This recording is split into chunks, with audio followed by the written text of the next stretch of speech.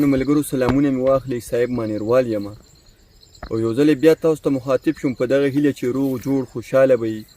ژوند به کوئ، نور ملګري به م ژوند ته پرېږدي. ملګرو زما در څنګ روزیمین یوسفزي صاحب ناست دی چې د دې پښتنو دپاره د دغې مسافرو دپاره په ډېر مصروفه وخت کې د دوی دپاره ګرځي کوڅه په کوڅه، کلي په کلي، دغه شاعران متعارفي کوي، د هغوی نه هم دغه مسافرو ملګرو ته شعرونه ډالۍ کوي. دغه یو وړوکی یو عجزانه خواست کومه چې د دې ویډیو د پاسه چې کوم لینک لګېدلی دا د یوټیوب چینل دی او دا چې کوم پاڼې نه موږ تاسو ته مخاطب یو دا د فیسبوک پیج دی او آی ډي د دغه ملګرو ته خواست کوم چې خوښې کړي، لایک یې کړي او دې فالو کړي، ځکه چې دلته لږه حوصله میلاو شي، دلته کمنټس وکړي، د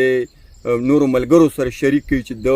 د حوصله نور هم ځوانه شي، توانه شي او د مخ پر وړاندې کار وکړي د دغه پښتو دپاره، د پښتو د پرمختګ دپاره. دغه جاوید شاه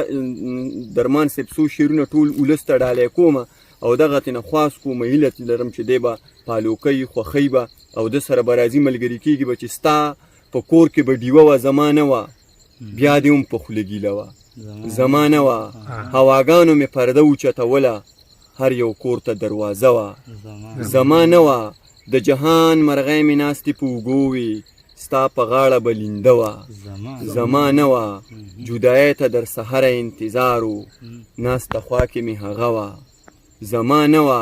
خیراتي یوه جوړه مې وه په غاړه، ځکه ما باندې اوږده وه زما نه وه، د کور مات لوښي به ما خرڅ کړه درمانه، ستا په جیب کې به پیسه وه زما نه وه. ډېره مننه، ډېره مننه.